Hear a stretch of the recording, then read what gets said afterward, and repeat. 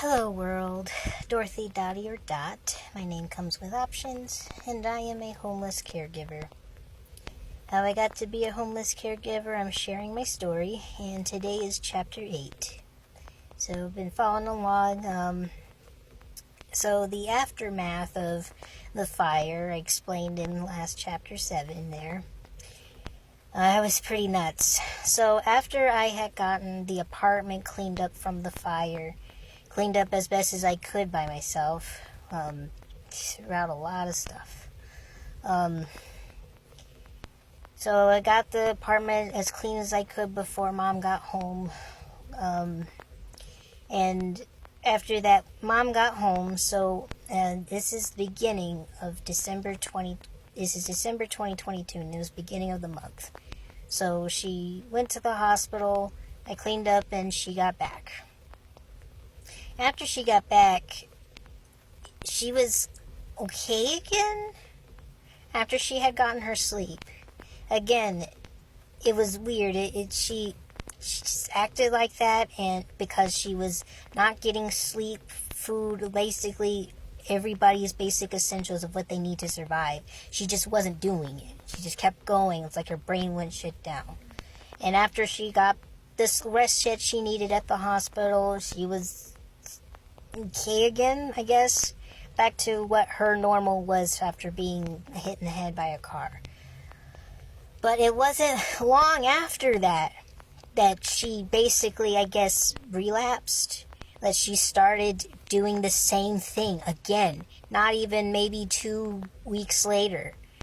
When she got back, the end of December, she was doing it again. So in less than a month, in 1 month, she had 2 episodes. So at the beginning of the month and at the end. So, and this third time, it was pretty bad. So as I mentioned before, we believe in God. Jesus Christ is my personal Lord and Savior. And so, and I personally actually have read the Bible more than once all the way through. I started when I was 8. Well, my mom had me start reading my Bible when I was 8 years old. And I did read it by myself, again, all of it. And so there's a part, those that know, those that may not know, there's a part in Genesis where God did test Abraham. He tested Abraham. He told him to sacrifice his only son, Isaac.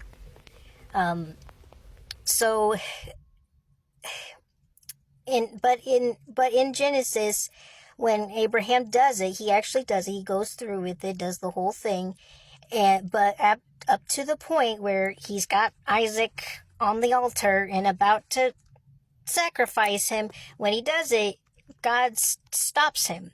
God stops him before he actually sacrifices him. Says, no, you don't have to actually do that. It's okay. You're good. You're fine. I know that you'll obey me now. You don't have to actually sacrifice your son. It's okay. So that's the great thing about God. But, so anyway, the reason why I'm bringing that up is because my mom, unfortunately, this is why it was bad this time. She thought that we were Abraham and Isaac. Yeah, she was Abraham, and we were having an Abraham and Isaac moment. She tried to kill me again. Just like with the fire, she was beating me and condemning me, thought I was evil and going to hell. But this time, she thought that we were Abraham and Isaac, and she brandished our big blue kitchen knife, the one that I use for chopping vegetables, the hard vegetables like carrots and potatoes. So our big blue kitchen knife, she brandished that out and was like waving it around, and she didn't go through with actually trying to come after me, thank God. But she was talking about it. She was getting ready to do it. Not like just yet, but whew. So I can't remember how the police got called this time.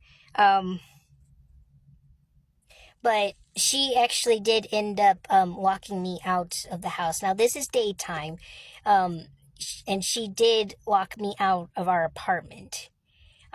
I had to call the apartment manager to unlock it for me, to open it, because my name is on the lease first. So she's like, you have a right to your place. So I had to call them to open the door and change the locks basically for me.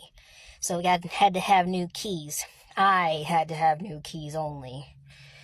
So she did, she did kick me out, and it was hard, like, locked me out. That was not good. And around this time, so my grandmother had already died earlier in the year. She had passed away. And this was how we were living, like month to month without me actually working. During this whole process, I didn't have a job, but we were living off my grandmother's inheritance. And at this time, we had sold the house that my grandmother was living in, and my step-uncle, he had to come over this day. This day, my step-uncle comes over to get because my mom had to sign papers regarding the selling of the house. So he does come while she's acting crazy. But he doesn't get to actually see her, what she does to me. But she definitely hears her shouting these different things. 777. My mom kept on saying 7777 or whatever. She was shouting a bunch of different nonsense stuff. She was shouting a lot of nonsense, and a lot of it was very gibberish, whatever. And my step-uncle, he didn't know what to do or what to make of it or whatever. And it's like every time that he would come around the corner, she wasn't doing what she was doing exactly. But then when he would go away, it was like she started like punching me and choking me and like, but he would like be out of the apartment, like he would. Before she like locked me out, he was there and the door was open, and he like stepped out as she was doing it. It's like right when I needed you to like be here and see that. And of course I couldn't actually shout out because she was strangling me. Otherwise I would have, because I was trying to, but he wasn't. He had stepped out right at the time when I needed him to like see what was going on. But it's fine.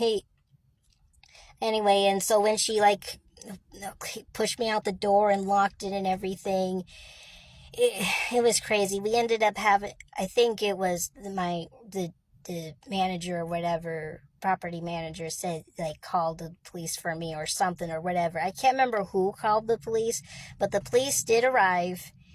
And they Baker acted her because they come in and they see the knives on the floor, because there was more than one knife actually. He sees the knives on the floor and he's like, so what's the knives on the floor going? I said, she was brandishing and threatening me. So he's like, okay, so that's grounds for Baker acting.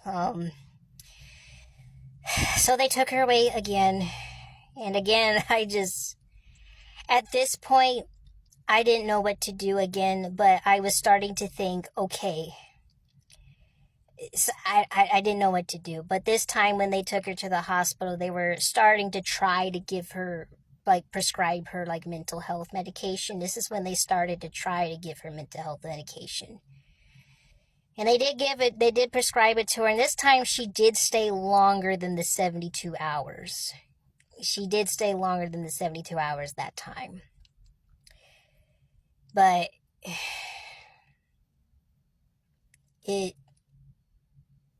twice in 1 month, 2 very violent episodes where she both tried to kill me. And I'm still taking care of her. But that third one, that was just as bad. It was just as bad. So the next one, luckily, was spaced out a little bit further, but not by much at all. But the fourth episode, yeah. That'll be chapter 9. We'll see you next time.